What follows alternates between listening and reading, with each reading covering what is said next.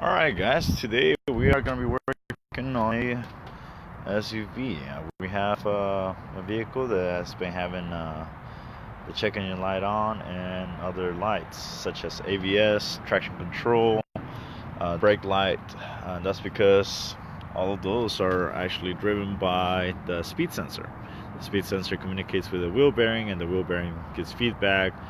You know, if it's not able to communicate properly, it would throw all those lights just to let you know if there's something going on.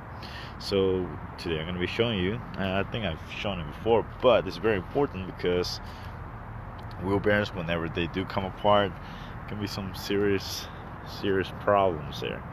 You do not want to, make sure you do not want to let them go without service or replacing them. It's good to replace them at least every 70,000 miles. It's good practice, even though you don't need it, but at least get fresh ones there, because depending on how much you're driving, especially where you're pulling, hauling, or anything, it's gonna take a big hit, and it's gonna cost you a lot more tow truck fees and such.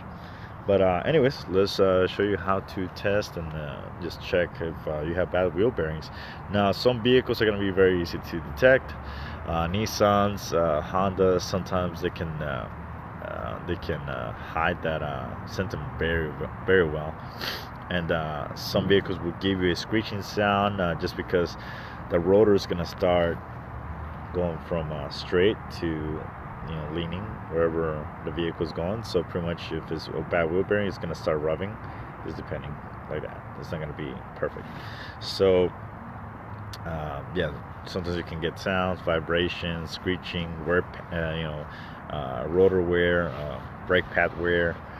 So there's a few things, but definitely if you have a trusted technician, or you want to use us, for sure, you can definitely trust us to do the right thing. But let me show you how to check for symptoms. If you have a jack at home, if you know how to use a jack at home, I would suggest use it properly so that you won't get hurt. But anyways, we have this truck already jacked up, and pretty much you want to focus.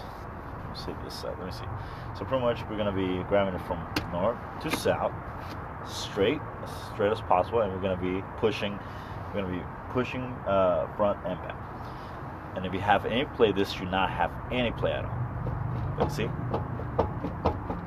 how easily I'm able to move that. So pretty much this wheel can come off anytime. And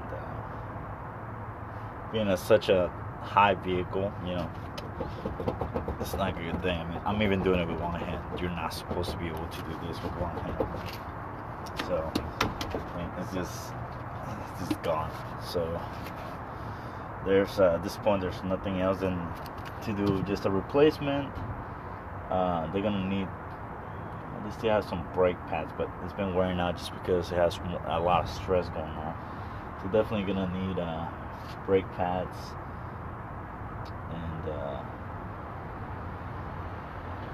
yeah, it's gonna need brake pads and a wheel bearing. But yeah, if you have any problems, just let us know. If you have any questions, we can check it out for you, and I'll get you back on the road the safest way as possible. And the wheel bearings are pretty affordable now. They used to be very expensive, and they're very complicated to replace now. They sell Hub Assemblies and Preston wheel bearings. So, but yeah, if you have any questions, just give us a call back at 281-678-7494. Thank you.